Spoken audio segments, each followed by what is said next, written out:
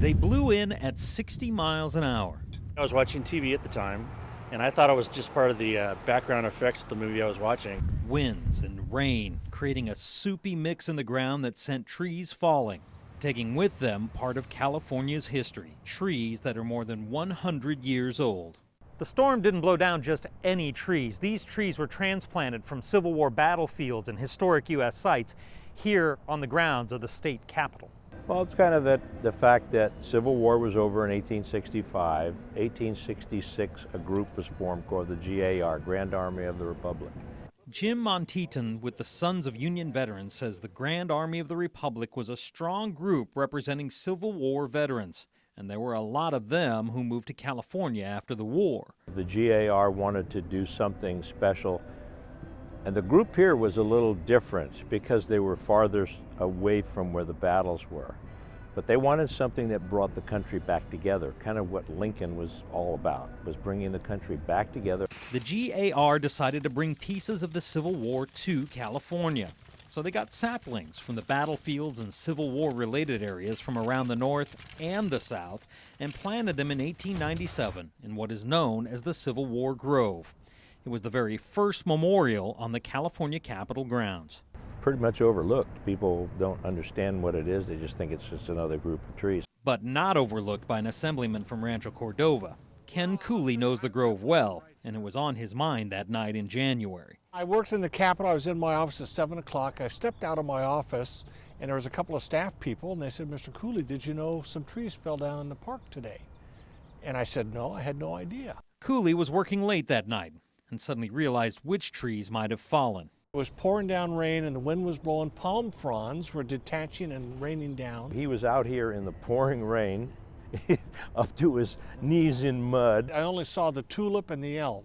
The elm from McKinley's Tomb, Ohio, the tulip from Five Forks, Virginia. A battle fought 8 days before the end of the Civil War. So I knew, okay, these are actually historic trees we've lost. One of those trees hit a third one on the way down, a box elder tree from the Battle of Missionary Ridge in Tennessee. By morning, January 20th, the Department of General Services had already begun cleaning them up. This tree crew was busy today, slicing up a piece of California history. But cleanup was not in the cards for these trees because of Ken Cooley. Trying to get these guys not to fire up the chainsaws, because these guys, that's what their job is, to keep everything clean and neat. They were out here lickety-split. They were going to cut that wood up. Assemblyman Ken Cooley came up with a plan that would make sure these trees would live on here at the Capitol. Cooley's plan actually starts in Idaho, at their state capitol. They had to take out 3 trees that for them were historic. But this was a project. They knew the trees were going to come down, so they cut them down, hauled it off-site, dried the wood, invited Idaho craftspeople to turn them into art objects, which now are part of a rotating collection in the Capitol. Carvings, a violin, all artwork created from their historic trees, something Cooley thought could happen here in California, and he reached out to a college friend and another assemblyman, Brian Daly. Those trees could be saved. Brian does a lot of work with timber folks. I mean, I'm an outdoors person, but I don't really have a timber constituency in the way that Brian does.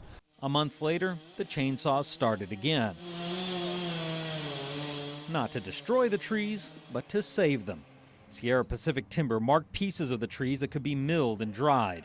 The rest would be removed.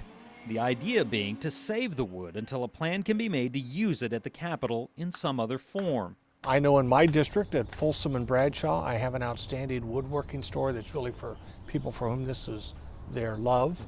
I know they're all over California, so I think we get the wood, then I think we can start reaching out to folks in that community and develop a plan for how to use it. And in between storms in March, Sierra Pacific picked up the trees to begin the milling process. But the Sons of Union Veterans aren't finished either. They want to bring new saplings from Civil War battlefields to replace the fallen trees. We're hoping that we can, if we get this so that we can get some saplings to be replanted. We would love to do May 1st this year. That would be the exact anniversary of 120 years. But whether it's new trees or using the old, Ken Cooley thinks with the current political climate, the timing of doing this work couldn't be better. Our Pledge of Allegiance has so many commonplace words, but the unique word is indivisible. That whatever our differences, whatever our policy debates, whatever conversations we have as Americans, we do want to remain American, indivisible, find our common ground. That's what this grove celebrated. And to kind of reach back in the history and say, you know, let's keep this promise, let's bring it forward, let's reuse the wood. Let's not discard this treasured thing. At the state capitol in Sacramento, Dave Manocheri for Common Ground.